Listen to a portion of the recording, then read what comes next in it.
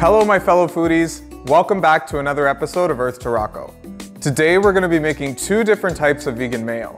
The first one is going to be a healthy version of mayo, and the second one is going to replicate more of a traditional mayo. You can use these mayos for dips, dressings, on top of burgers, hot dogs, or for french fries, or anything else that you would use mayo for. They're both super easy to make and just require a few simple ingredients that you probably already have in your pantry. May we start to make the mayo?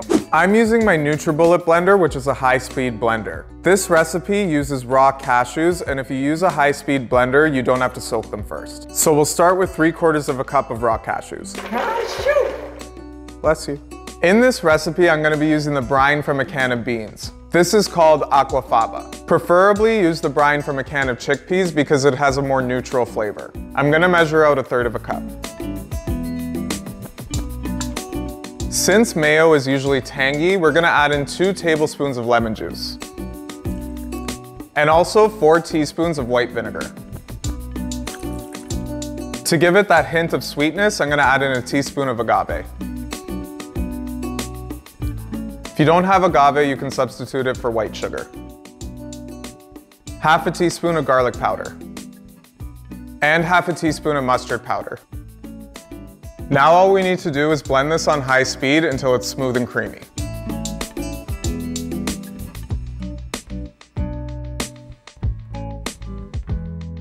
So it's been blending for about a minute, and I'm just going to scrape down the sides to make sure everything blends evenly.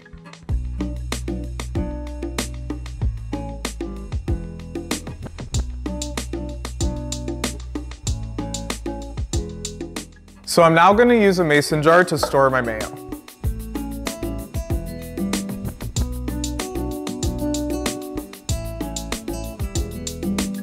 Don't worry if it's still a bit runny. Once it sits in the fridge for at least 2 to 4 hours, it'll start to thicken up like the consistency of mayo that you're used to. So now I'm going to cap this and store it in the fridge, and you can keep it in there for up to 2 weeks. You can also freeze it because all of the ingredients here are freezer friendly. Now we're going to make our thick and creamy traditional style mayo. I'm going to start with 1/2 cup of soy milk. I'm using soy milk because it's a little bit thicker than regular plant-based milks and it's higher in protein. That's going to help your mayo become a lot more creamy. We'll put in 2 teaspoons of white vinegar. I'm using a cup of vegetable oil, but you can use any kind of neutral oil. Stick to a neutral flavored oil because other oils might overpower the flavor of the mayo. I'm going to put in a teaspoon of mustard. Half a teaspoon of garlic powder. And 1/2 teaspoon of salt. And that's it. That's all the ingredients you need.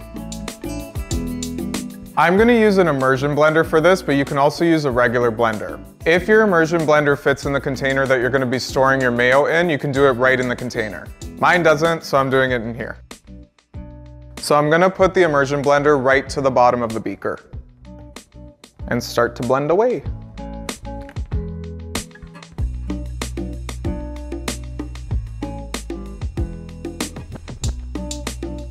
That mayo's nice and creamy. And you'll see our mayo's already pretty thick, but again, the longer it stays in the fridge, the more it'll thicken up. Why did the mayo win the race? Why? Because the tomato sauce couldn't catch up. Get it? Catch up. Catch up.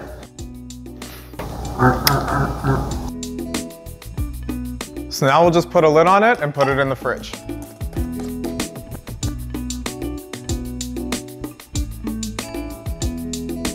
Now I'm going to try both of these mayos to see how they turned out. I'll start with the thick and creamy traditional style mayo.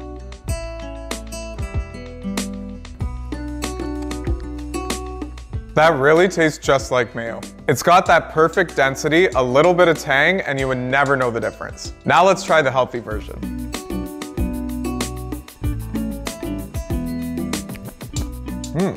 Okay, what I like about that one is you can use it on its own like a dip.